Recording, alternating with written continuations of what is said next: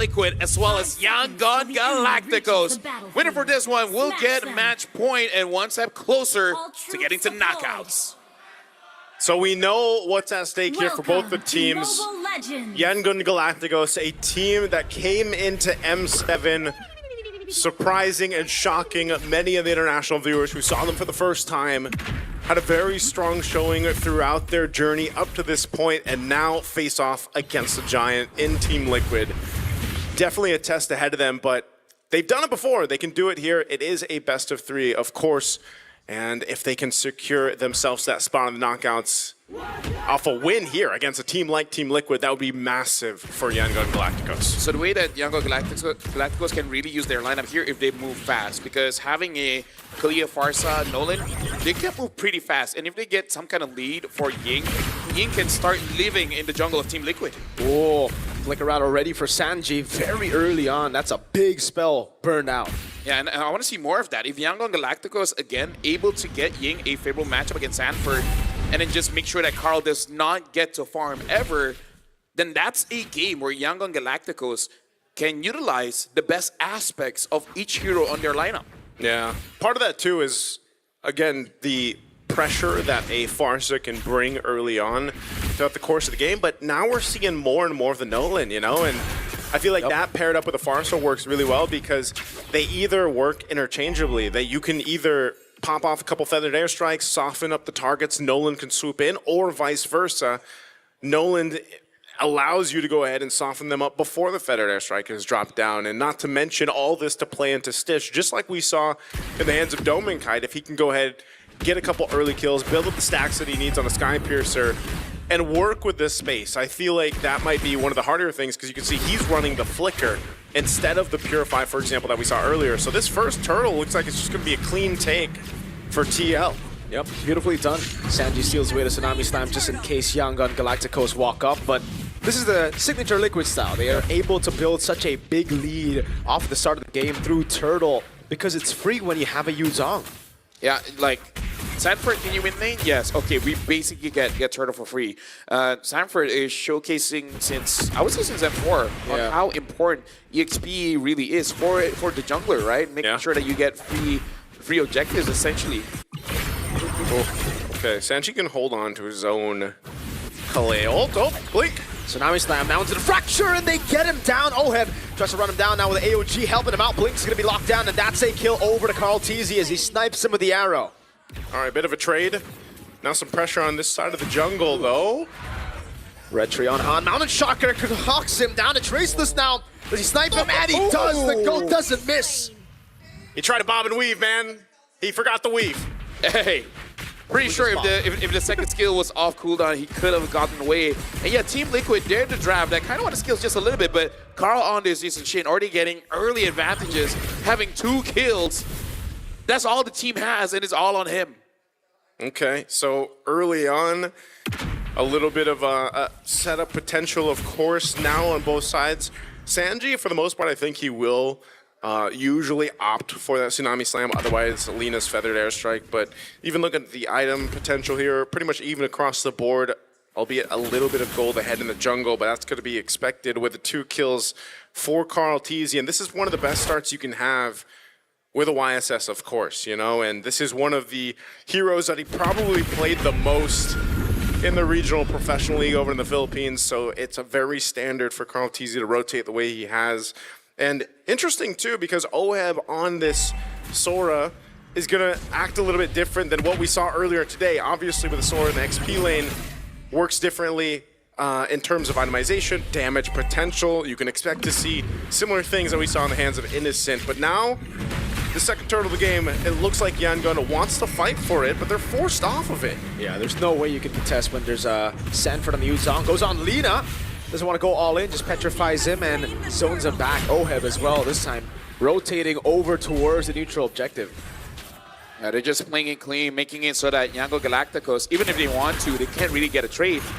This is basically Team Liquid showing how you can get things for free without giving any opportunities for your opponents. Speaking of, Carl gonna go for it. CCV not in time. That's Tsunami Slam over. Feathered Airstrike from Lina gets the goat down. All right, good pick off there. That's not too much you can do against that, especially if you're Carl Teasy and you get caught in that position. Flicker was used for it. There's an unbreakable. And an AOG locks him down. Sanji will be there to pick up the kill, steals the fracture away as well, but will just splash him to take him out. I would appreciate it if his friends stayed there, help him out, because I feel like that was quite enough time for some backup to come through, because I like that Yangon Galacticos understand that Team Liquid is not giving them the opportunity to catch anyone, so they had to be proactive. They forced that one. But the thing is, having a Farsa, I kind of feel like you could have given the space, but you know, let be-gons be gons, you know? Yeah, that's how you have to handle it. That's a lot of damage to that Tier 1 turret too. Looking at this, you know, you have Stitch pretty much roaming around trying to double lane in some positions. He's already got a Sky Piercer, but the gold is pretty much even as Oheb has been able to farm up. Nice little take on the gold crab there, but bit of an advantage in terms of Oheb. Item-wise, he's already got the War Axe built in, working on his next. So what is the gold lane build for Sora? Have we seen a couple different variations of it? No, I feel like it's just going to be War Axe into defensive items, and then we're all good. He just does that much damage. Great turret down below, by the way. Great zoning by Oheb. Good position by JP as well, covering all bases before taking the objective. Here's the problem, man. Just like you mentioned in the draft, the Yuzhong first pick over, especially to a specialist like Sanford. Oh. Hold on. Conceal. And I think that's going to stop them in their tracks. That's what I was saying. Unless Han can get around here, they know the Black Dragon form's gone. No, Purify out by Ying. Doesn't have concentration for the airstrike coming down, but Sanford misses the Petrify on the Peter's dive. Han's there with the fracture to take him out with the help of Lina. Tsunami Slam steal from Sanji to bring him to Carl Teasy. Right now for Yangon Galacticos, they're trying, they're really trying to get any kind of catch. And even though, yes, they got Sanford there, but there's no way for it to be clean. Because no matter who you catch, someone's there to counter. No Purify, that's the AOG landing. And then the Mountain Shocker, JP, takes the kill. This is probably one of the more aggressive Gatakachas you'll see if you're watching MLBB competitive play. A lot of the times when the Gatakachas picked up, you see so many defensive Avatar of the Guardians that ultimate used, but with JP, they're able to time things so well, especially when you have a YSS on your side. There's a lot of layering of crowd control you can throw on top, and you know, you're able to secure these kills. Meanwhile, this whole time, like I said, Oheb has been able to just go ahead and farm up. Stitch's been doing the same, but you know, unfortunately, at this point, Team Liquid's already garnered themselves a bit of a lead. You know, 2.3K ahead. They've got the first turret down. They put themselves in a relatively good position for this first Lord to come up in less than a minute here. And even so, like some of the second items already being locked in. Glowing Wand, you can see it there. Now they're putting pressure on the purple. Yeah, no Purify still. Uranus pops in Consecration there. Ying able to survive, but the purple buff will be taken as Han rotates up top with Blink. They're gonna go for a Sanford gonna lock down for the Tsunami Slam. Han instantly with the fracture. Sanford walks up, Petrify! Is able to go for a trade in the end, but it is a turret for a tier 2 down below. And here's the thing, Team Liquid, they have a lead, but you gotta put it into context. The lead is on Carl Teasy. Out of all the members of Team Liquid, that's the one you don't want it on, because he already has 2 items and he hurts. Oh my god, JP. That's just how tanky he is, man. He didn't even need the revitalize. He got they got the holy defense already too. You know, this early on, that kind of pressure. So Yangon Galacticos is going to want to manage these lanes a little bit better. I feel like they're kind of getting out macroed. Yes, they're trying to make plays on the other side of the map, but TL's just kind of playing the map to their advantage right now. With the Lord being up, it looks like YG is actually in a position to go ahead and face off against them. This is now the point where Stitch... Oh, hold on. Tsunami Slam again, they go all in, but Oheb is able to survive. Last shot from Lina, though. The fadeaway basic attack, I think, or was it the passive, got him down. Oh, Lord's up. Down Oheb. And TL is still in good fighting position. Even with the numbers at disadvantage, they're going to stall this out. Ooh. The best they can. A Feathered Airstrike drop down, though. Yeah. Either way, right now, Yangon Galacticos go out more. JP has to back away there, has Revitalize. Ying doing the best he can to zone the members away, but Oheb is back in just a second. Sanji providing a bit more poke as Blink controls the bottom side. Han gets purple. Yeah, Yangon Galacticos, they're actually controlling this very, very well. Now they're waiting for Team Liquid to potentially make some kind of mistake. So now it's really between Han as well as Carl Teasy, because both of them are the real, you know, wave clearers for both teams. Yeah. So they're going to try to play this macroly and try to catch the jungler's movements off guard. Yep, Han went up top, cleared that wave out. He knows it's expanding river, so he should be able to get here, but they already know. Sanford with a petrify gets the solo kill, the assassination on Stitch. You got Oheb last time, now it's 1-1 on the gold lane pickoffs. Man, again, how many times have we seen this with the gold laners today? I don't know if they just don't expect that kind of setup and damage from the XP laners, especially a Yu Zhong, but that kind of just stops in the tracks of what your plan was to go ahead and contest that Lord. So now with the Lord in favor of TL, take a look at the items here. They're prepped and ready to march towards the base. Again, that holy defense shield is down on the bottom side. So YG's gonna have to defend this. You can see still building into the itemization. Han, oh no, feather airstrike. The Mountain Charger lands, Tsunami Slam though will lock karl'tez. And that's him down for a while. The siege, can it continue without him? Yeah, honestly that's good because Carl already has 3 items, so the siege is going to be so painful. But with Sanford being there, it's going to be very difficult for Yangon Galacticos to really do anything. Well, Sanford does take a lot of damage though. Yeah, turns it back around though. Gets a bit more healing down below. Stitch will deal with the Lord alone. So, not the best of sieges, but again, karl'tez got picked off. Yeah. Right now for Yangon Galacticos, for them to really get something here, I like that they are. Whoa! Yeah, I saw the item. I saw two gloves for Carl, so I'm guessing he did want to go for the Sky Piercer, which I think is fair.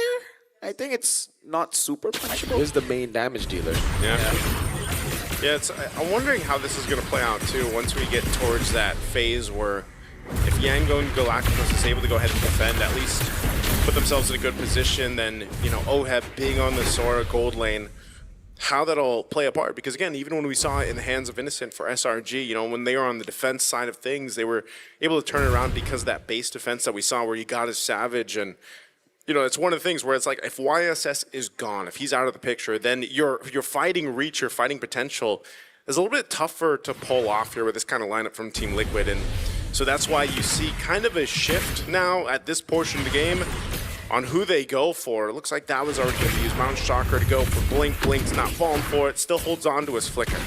I would say a big power spike for Han here, having the BOD. If anyone gets caught, then gonna take a lot of damage. Quite rare for us to talk about this, but JP on this got thought with a passive and a lot of physical damage coming in from Yangon Galacticos, and his first item being the anti-cuirass. Does make it quite difficult for Yangon to actually get a kill as long as JP is around. Just by the passive and the anti-cuirass by itself, it kind of nullifies everything from Yangon Galacticos, both Han as well as Stitch. Yeah, and that's why, you know, when these fights kind of break out here, you can see where those defensive items that are prioritized help with these team fights breaking out. Oh, set up.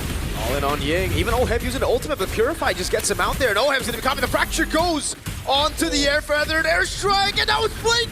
Goes in, that's a Tsunami Slam, but it's only onto JP, who has the AOG and can escape and will be able to do so now as Carl goes in for the Mountain Chakra on Blink. Has to respect it, Sanford now rotating all the way from top. That was a massive revitalize that came through from JP to keep Oheb alive, just barely surviving.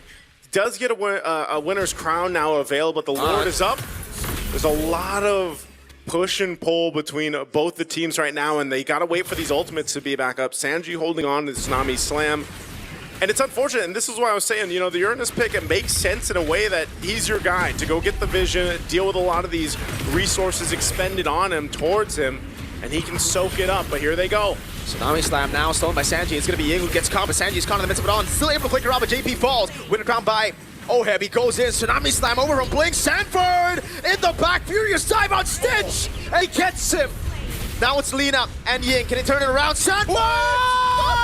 Oh my God. Again gets a double, turns it around, he's just better. Someone needs to stop Inuya, man. Don't give him the usual anymore. There's a reason why it was picked up. First pick.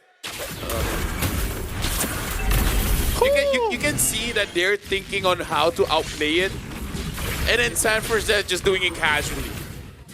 Like at this point, he doesn't have to worry about it. He knows he's gonna get it. It's more on how are you gonna outplay. I'm actually more interested to see like how are you gonna respond to this. You know, I asked the question earlier with Oheb being on the Sora. What do you do for range, especially when Carl TZ doesn't have that opening? Well, the range and the threat is Sanford. They have a dragon full of range available to him. Look at this. The initiation is started off with that Tsunami Slam, but keep an eye on Sanford. He goes right towards Stitch and Lina. Stitch and Lina have no choice but to get away. Nice Petrify. Gets enough of the Shaw Essence off. Under the turret, mind you. Heals up enough to go in, and just when Lina thinks, there's Sanford again to clean up under the tier 2. So that's a kill under each turret. Against games like this, you kind of have to readjust your own habits and basically stay far away from your team. You know, be like, Nina, you take the left, Stitch, you take the right. If someone gets taken out, it's just one. We can't let both of you guys die at the same time. You got to spread out. I think even with that, the Lord being quickly made work of, Yangon Galacticos with this composition are going to be able to clear this out at least and maintain their base turrets. That's a big thing. And I think they have to pretty much come up with a solution for this, and that is partially it. You know, the range or the positioning, both of Lina and Stitch, and avoiding Sanford. But once that they survive that Black Dragon form and it's used up, especially the Petrify, and they don't get caught by it, then they're in a pretty good position to actually fight back. That's one of the things that they can do here. This pressure on the purple buff, Feathered Airstrike to just get TL out of their jungle, but right now there's just kind of holding on. You know, 5,000 gold difference right now, but you can see Team Liquid knows their own opportunities when they want to initiate a fight. Sanford's going to get a little bit tankier now that he's got the brute force breastplate built up. And so, still, it's back to that reset. You're a minute away from this Lord here, unless somehow, some way, Yangon Galacticos can utilize Blink to set things up with a pickoff.